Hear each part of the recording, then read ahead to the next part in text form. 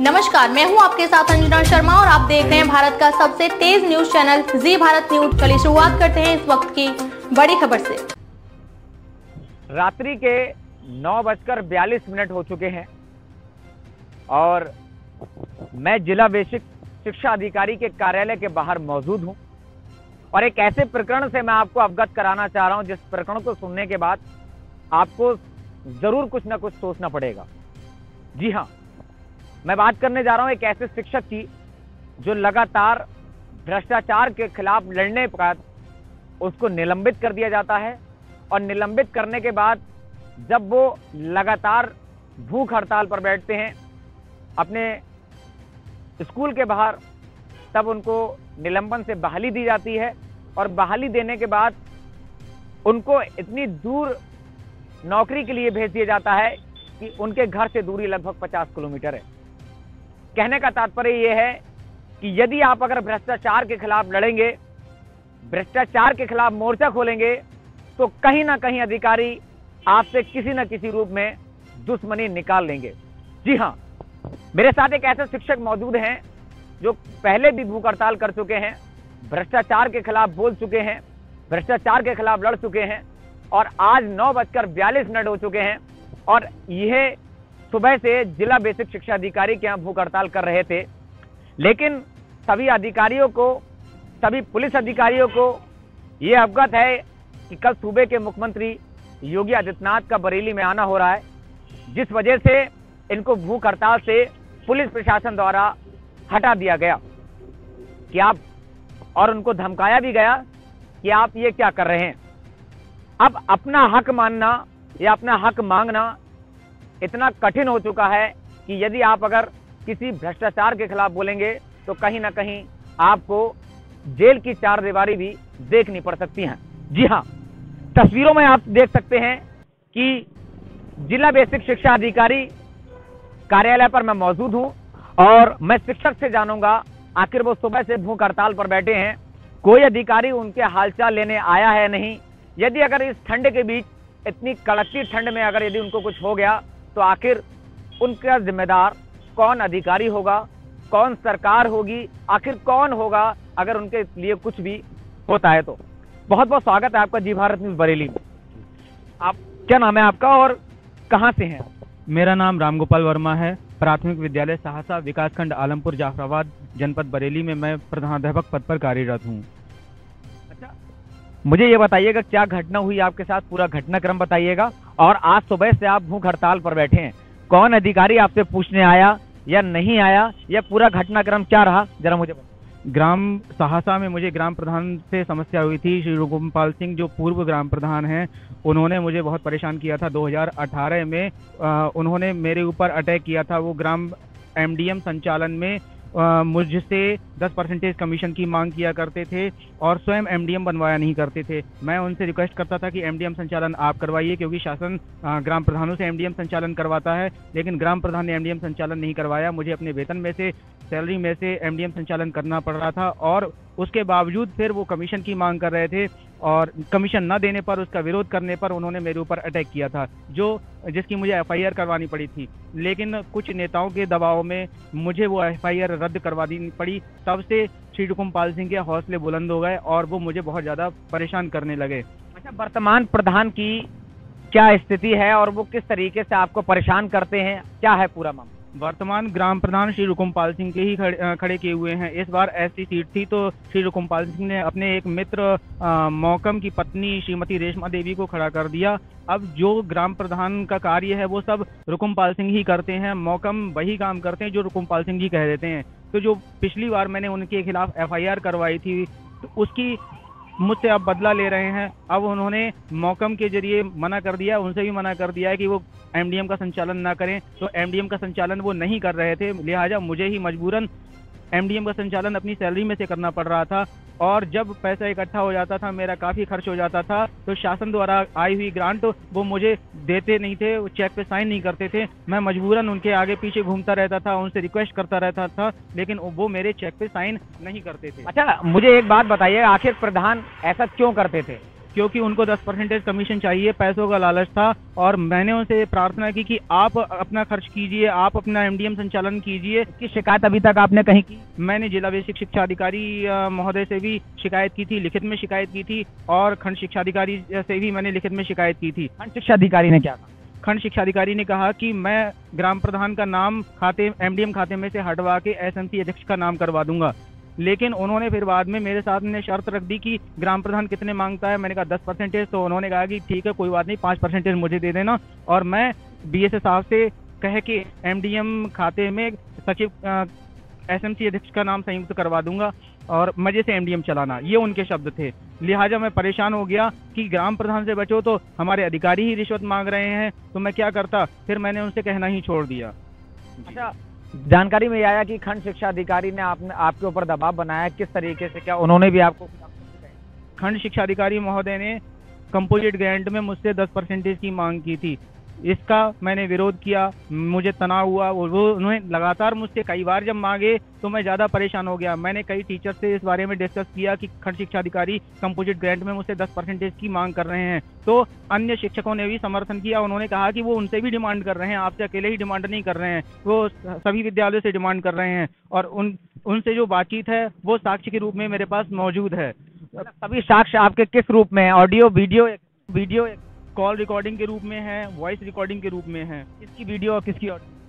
ये कुछ टीचर्स हैं, उनकी ऑडियो है जिसमें मैंने अपनी परेशानी बताई है। तो उन्होंने कहा है कि आपसे अब मांगे हैं, वो तो अन्य टीचर से पहले से ही मांग रहे हैं। और कई टीचर ने ये भी पुष्टि की है कि उनसे भी मांगे हैं। और उनके खंड शिक्षा अधिकारी या बेसिक शिक्षा अधिकारी का कोई ऐसा साक्ष्य है जिसमें वो आपसे पैसों की मांग? मुझसे 2000 रुपये खंड शिक्षा अधिकारी ने अमित रंजन सक्सेना उच्च प्राथमिक विद्यालय नौगमा ठाकुरान के एक अध्यापक हैं, उनके जरिए हेमंत जी को दिलवाए। 21 अक्टूबर की ये घटना है। 21 अक्टूबर के लिए उन्होंने चयन वेतनमान की फाइल मेरी रोक के उस पर बिना साइन किए बीआरटी कार्यालय से बीएसए ऑफिस भिजवा दी थी। मेरी फाइल दबा दी गई थी और मुझे हड़काया गया था कि यदि आप उनको पैसे नहीं दोगे तो आप 4-6 महीने ऐसे ही टहलते रहना, उसके बाद फिर एरियर निकलवाना, उसमें आपको खर्च और ज़्यादा करने पड़ेंगे। इसलिए अभी 2000 खर्च कर दो, फिर बाद में फिर 5000 खर्च करने पड़ेंगे। तो मजबूर होकर मुझे मेरा काम करवाने के लिए 2000 रुपये मैंने अमित रंजन सक्सेना के कहने पे हेमंत बाबू जो बीएसए ऑफिस में क्लर्क हैं उनको दिए थे, जिसकी पूरी एक श्रृंखला है ऑडियो रिकॉर्डिंग की। उसके बाद जब हेमंत को मैंने रुपए दे दिए हैं तभी खंड शिक्षा अधिकारी ने मुझे रोडवेज बस स्टैंड, पुराने बस स्टैंड पे बुलाया और वहाँ उन्होंने बस में बैठ के मेरी फाइल पे साइन किए हैं। इन सबके मेरे पास साक्ष्य में मौजूद हैं। और बस में बुला के उन्होंने फिर कंपोजिट ग्रांट में 10% की डिमांड कर दी, जिससे मैं परेशान हो गया। और मैंने ये बात उसी दिन या अगले दिन अपने जो अमित रंजन सक्सेना जी जिन्होंने 2000 रुपये दिलवाए थे उनसे मैंने कही थी, जिसकी फोन रिकॉर्डिंग मौजूद है। अच्छा, ये बताइएगा, आज सुबह से आप भूख हड़ताल पर बैठे हैं और आपने स्कूल पे भी भूख हड़ताल की थी। आप मुझे ये बताइएगा कि अब जो मामला था अभी कुछ समय पहले का, लगभग आधे घंटा या 1 घंटे पूर्व का, आपको किसने हटाया यहाँ से भूख हड़ताल से? यहाँ पर दरोगा जी आए थे, उनके साथ में कई पुलिसकर्मी थे। पहले उन्होंने मुझे हड़काया, उन्होंने कहा कि तुम्हारे खिलाफ एफआईआर करवाई जाएगी, तुम्हारे खिलाफ विभिन्न धाराओं में मुकदमा करवाया जाएगा, तुम हड़ताल कर रहे हो यहाँ पर। और अंधेरे का टाइम था, मेरे फैमिली का भी कोई नहीं था, कोई अध्यापक भी नहीं था, मैं सकपका गया।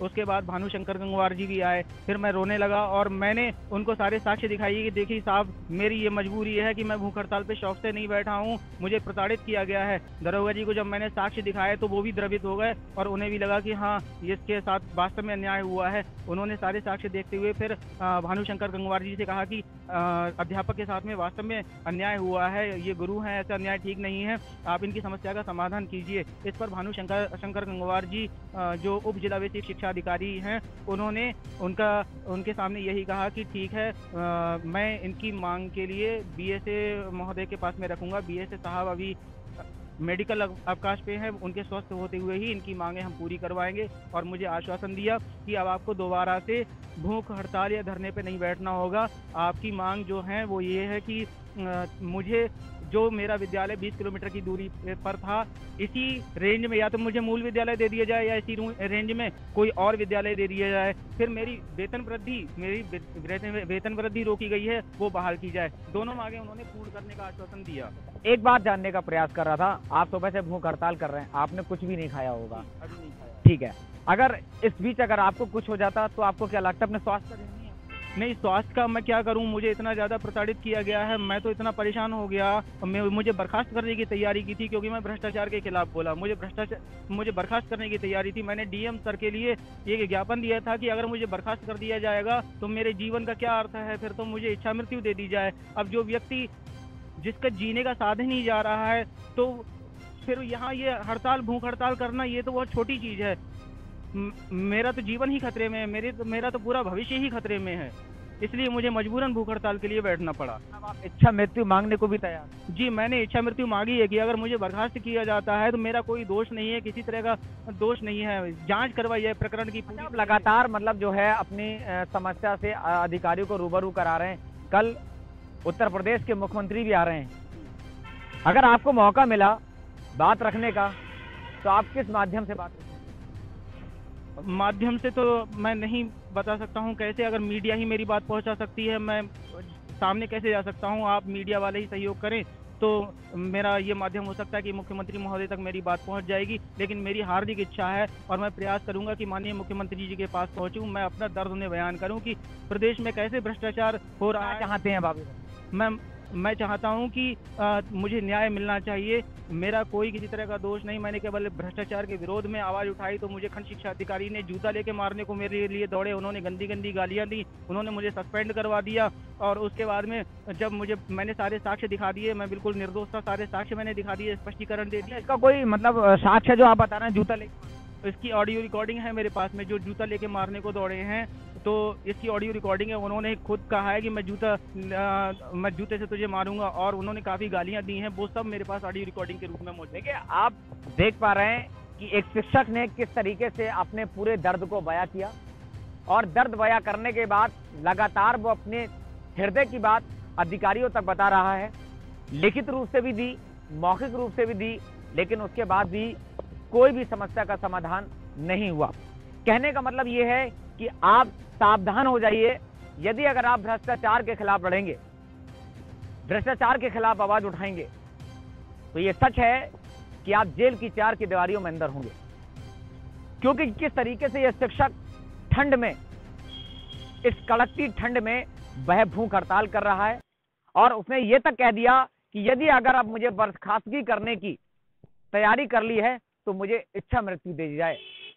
अब आप सोच सकते हैं, उत्तर प्रदेश के मुख्यमंत्री योगी आदित्यनाथ कल आप बरेली आ रहे हैं, और अगर किसी भी माध्यम से ये वीडियो अगर पहुंच जाए तो जरूर एक शिक्षक को न्याय दिलाने का काम आप अवश्य करेंगे, ये मैं आशा करता हूं। और जनता को पूरा विश्वास है कि अगर आप जहां ईमानदारी के और भ्रष्टाचार मुक्त के दावे ठोकते हैं, तो वहीं अधिकारियों को ताल से ताल बजाकर आप सबक सिखाना भी जानते हैं। अब इस शिक्षक को किस तरीके से न्याय मिलेगा या नहीं, क्योंकि भूख हड़ताल पर बैठा ये शिक्षक, आज पुलिस ने अपने बल पर इस शिक्षक को वहां से भूख हड़ताल से हटा दिया, और एफआईआर उल्टा इनके ऊपर करने का पुलिस दबाव बनाने लगी, क्योंकि उनको पता है कि कल उत्तर प्रदेश के मुख्यमंत्री योगी आदित्यनाथ बरेली आ रहे हैं, और पुलिस को खूब पता था कि हमारी पोल खुल जाएगी। इस पोल खुलने के मारे, इस पोल को शांत रहने के मारे आज इस शिक्षक को भूख हड़ताल से हटा दिया गया। आखिर अगर इस शिक्षक को भूख हड़ताल के दौरान अगर कुछ भी हो जाता है तो आखिर उसका जिम्मेदार कौन होगा? ये सबसे बड़ा सवाल कहीं ना कहीं, चाहे वो शिक्षा विभाग हो, चाहे वो सरकार हो, ये सबको एक कहीं ना कहीं एक प्रश्न चिन्ह खड़ा होता है। कुछ और बात कहना चाहते हैं, जरा उनसे पूछ लेते हैं। मैंने अपनी भूख हड़ताल माननीय मुख्यमंत्री जी के बरेली आगमन की वजह से ये समाप्त की है, उनके सम्मान में मैंने समाप्त की है। माननीय मुख्यमंत्री जी के आगमन के पश्चात यदि मेरी मांग नहीं मानी जाती है, मुझे न्याय प्राप्त नहीं होता है, तो मैं पुनः भूख हड़ताल पे बैठूंगा और माननीय मुख्यमंत्री जी से मिलकर उन्हें अपना दर्द बयां करूंगा। देखिए, कुछ और बात उन्होंने कही कि ये सिर्फ सूबे के मुख्यमंत्री योगी आदित्यनाथ के सम्मान के लिए उन्होंने अपनी भूख हड़ताल को स्थगित कर दिया है। यदि उनकी मांगें पूरी नहीं की जाती हैं तो वे दोबारा या पुनः भूख हड़ताल पर बैठेंगे। अब एक सोचने का विषय है कि सबको ज्ञान देने वाला ज्ञान का सागर शिक्षक, अगर उसके साथ भ्रष्टाचार के खिलाफ बोलने पर जेल की 4 दीवारी दिखा दी जाए, विषय है कि आने वाला भविष्य क्या होगा। कहीं ना कहीं जिस विभाग के मैं बाहर खड़ा हूँ वह भी पढ़ लिख कर इस विभाग में आएगा।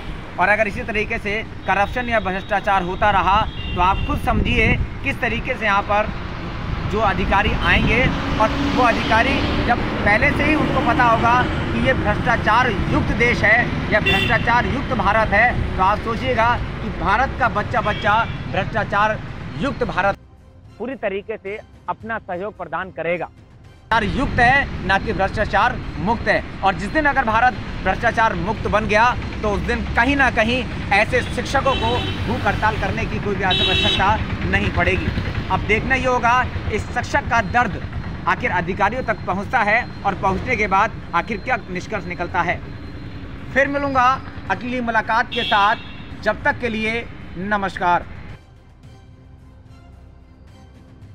इस वीडियो में बस इतना ही। जल्द मिलते हैं अगली खबर के साथ अगली वीडियो में। तब तक के लिए नमस्कार। यदि आप हमारे चैनल को YouTube के माध्यम से देख रहे हैं तो चैनल को सब्सक्राइब करें, बेल आइकन प्रेस करना ना भूलें, वीडियो को लाइक कमेंट शेयर जरूर करें।